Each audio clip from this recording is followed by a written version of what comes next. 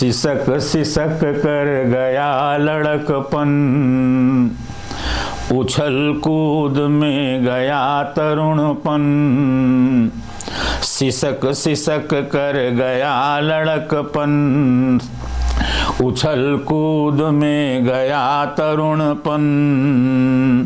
कदम कदम पर सहे जवानी, चिंताओं की पीर लिखा लाया कैसी तकदीर। है प्रचंड बोल मस्तकों के झुंड, आज चक्र की घड़ी की तुम गुहार दो। बिलासपुर मैं गया गनियारी हायर सेकेंडरी स्कूल में, मैं वहाँ पर रहा।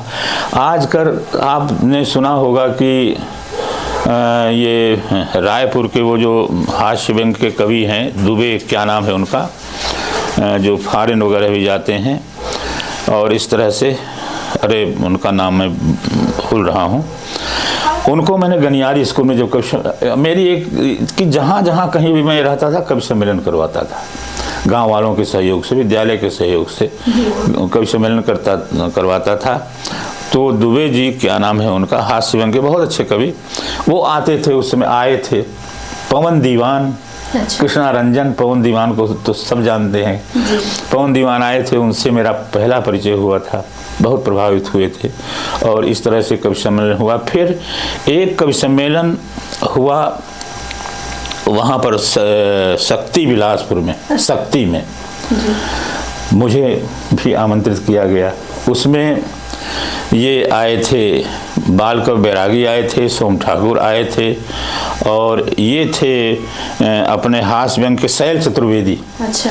तो मैं एक कृति अपनी पुस्तक, ये मन हुआ कि इसको छपवाऊंगा, उसको ले करके मैं लिख करके गया और सबसे मैंने कहा कि स्वतंत्रता की रजत जयंती मनाई जा रही थी। हमने कहा इसके मैं स्वतंत्रता की रजत जयंती नाम दूं। तो मेरी कविता सुनने के बाद शैल चतुर्वेदी ने कहा कि क्या आप बेकार की बात कर रहे हो, ये कोई पुस्तक का नाम होता है। तो हमने कहा कि फिर आप कुछ नाम दे दीजिए इसका। तो उन्होंने कहा पिघली बर्फ। तो पिघली बर्फ जो उन दिनों की लिखी हुई जितनी कविताएं थी उसको मैंने उसमें संकलित किया, छपवाया और बैरागी जी बहुत प्रभावित हुए। बैरागी जी ने उसकी भूमिका लिखी। मैं जो दूंगा अभी आपको, जो पुस्तक दूंगा, ये उसका दूसरा संस्करण है और वो कविताएं तो नहीं हैं उसमें, लेकिन ये सारी कविताएं, इधर की कविताएं जितने राष्ट्रीय रचनाएं हैं वो सब उसमें हैं, लेकिन भूमिका बैरागी जी की उसमें मैंने छपवाई है। और इस तरह से मेरी काव्य यात्रा, अब मैं नेतागिरी को भूल करके केवल साहित्य की ओर मुड़ गया। हमने कहा ये ठीक है। और जिनके विषय में मैं कविता में अनाप शनाप लिखता हूँ, व्यंग करता हूँ कविता में, अब उधर मुड़ना जीवन के लिए अच्छा नहीं होगा। फिर मैं हो गया इसी तरह से गीत कविता लिखने लगा। पत्नी, मैं बहुत स्पष्ट रूप से स्वीकार कर रहा हूँ कि जैसे आजकल का वातावरण है, शादी हो जाने के बाद लोग घर नहीं छोड़ते, अपने पास पत्नी को रखते थे। लेकिन मैंने देखा कि 4 महीने का मेरा छोटा भाई है, 3 वर्ष की मेरी छोटी बहन है और 7 वर्ष का मेरा और तीसरा छोटा भाई है। बाबा विधुर है, पिताजी उस समय फिर मिलिट्री से रिटायर होकर के, और सन 62 के युद्ध में छटनी हो गई थी, नेहरू जी ने छटनी कर दिया था, 52,000 सैनिकों को छटनी कर दिया। तो सन 62 के युद्ध में हार गई अपनी इंडिया, जितने भर लोग थे। और मैं विशुद्ध रूप से कहता हूँ, इसलिए नहीं कि मेरे पिताजी थे उसमें, पर इसलिए मैं कह रहा हूँ कि छटनी जो कर दी, जो विशुद्ध प्रशिक्षित जो सैनिक थे उनको जब आप छांट देंगे तो और नव प्रशिक्षित आप सैनिकों के द्वारा कैसे चाइना से लड़ पाओगे।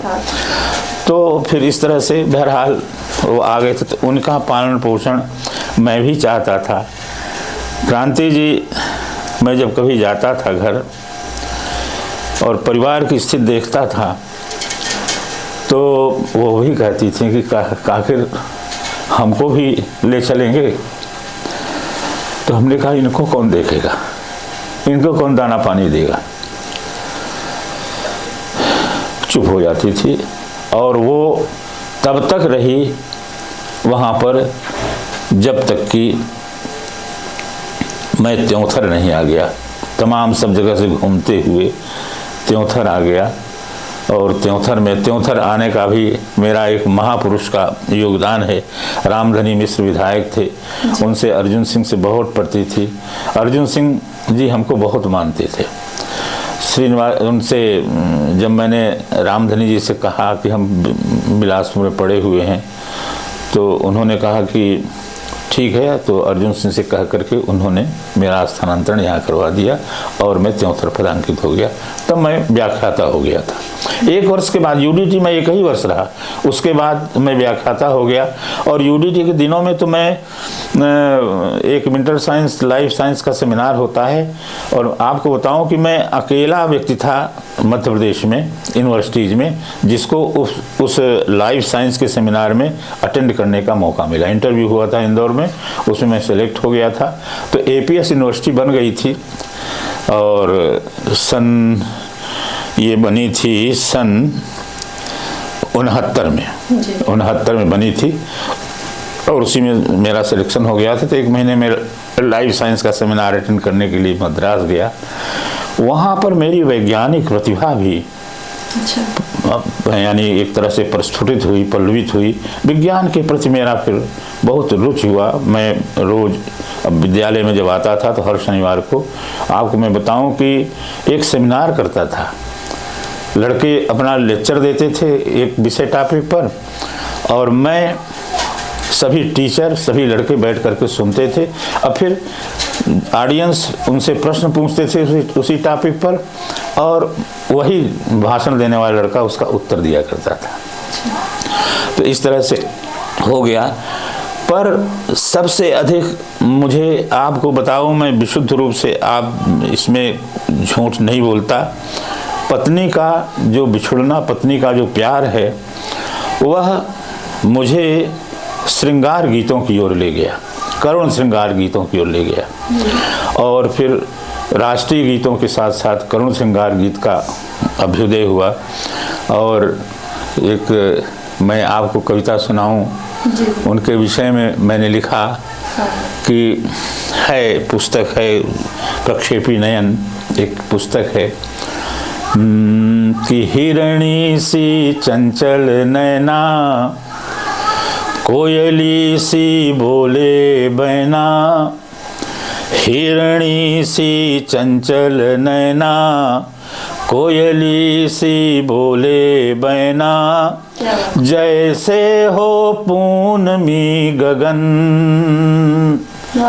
जैसे हो पूनमी गगन, मेरे हर छंद की दुल्हन, मेरे हर शब्द की दुल्हन, हिरणी सी चंचल नैना।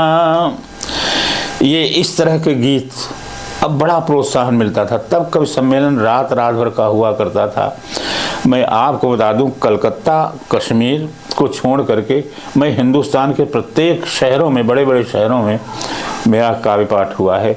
चाहे नीरज हो, चाहे बेधड़क बनारसी हो, सोण फैजाबादी हो, चंद्रशेखर मिश्र हो, श्याम नारायण जी पांडे हों और सोम ठाकुर हों, भारत भूषण हों और उर्मिलेश शंखधार हों, यानी इन सब महान रचना, नीरज जी हों, इन सब के साथ मुझे काव्य पाठ करने का अवसर मिला है और बहुत मानते थे। और मैं चूँकि छोटा कवि था तो और लय से गाया करता था, कविता प्रस्तुत करता था, तो बहुत प्यार देते थे, बहुत मानते थे। और मैं आपको बताऊं कि इधर विंध्य प्रदेश में भी जब डॉक्टर भगवती प्रसाद शुक्ला जी का बहुत बड़ा योगदान है। यानी सीधी में तो मैं बहुत गया हूँ उन्हीं की कृपा से। पहला कवि सम्मेलन जो मेरा हुआ मऊगंज में हुआ। 5 रुपये पारिश्रमिक मिला। 5 रुपया पारिश्रमिक मिला उसमें। और तो एक तरह से डॉक्टर भगवती प्रसाद शुक्ला मुझे उद्घाटक बल्लेबाज समझते थे, यानी कवि सम्मेलन का उद्घाटन मेरे ही गीतों से, मेरे ही प्रस्तुतिकरण से होता था, ओपनर कहना चाहिए। और वो बड़ी भूमिका से वो करके वही सैनिक की पाती सुनवाते थे, फिर उसके बाद और गीत सुनाने लगे।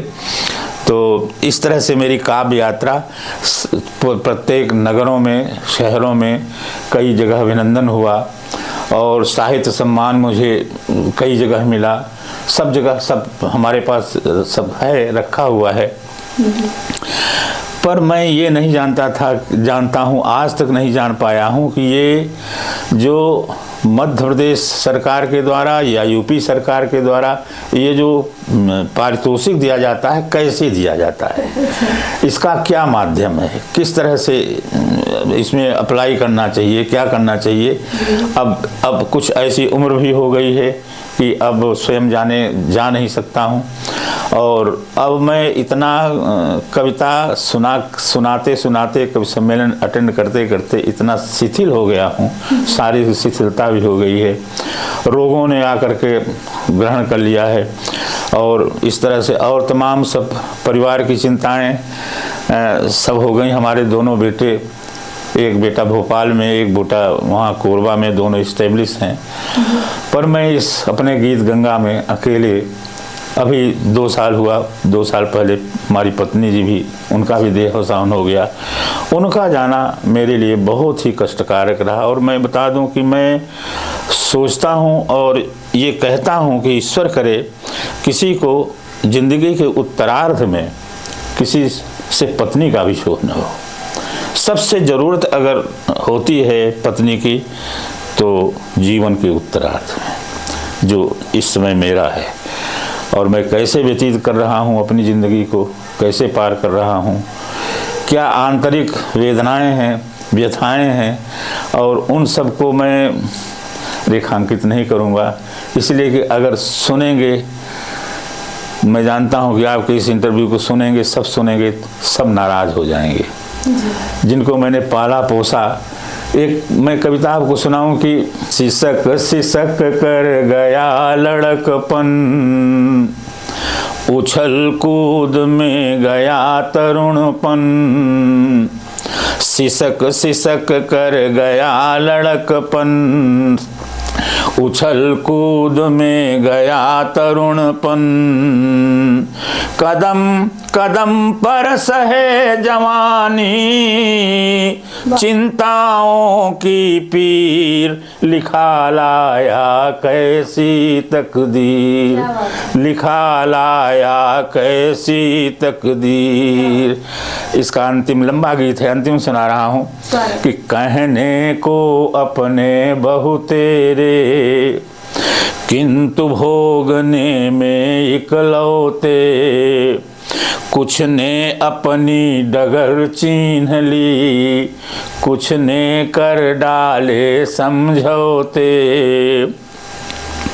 कि कहने को अपने बहु तेरे, किंतु भोगने में इकलौते, कुछ ने अपनी डगर चीन्ह ली, कुछ ने कर डाले समझौते, नंदन बन की भावी पीढ़ी है बिन फर का तीर, लिखा लाया कैसी तकदीर।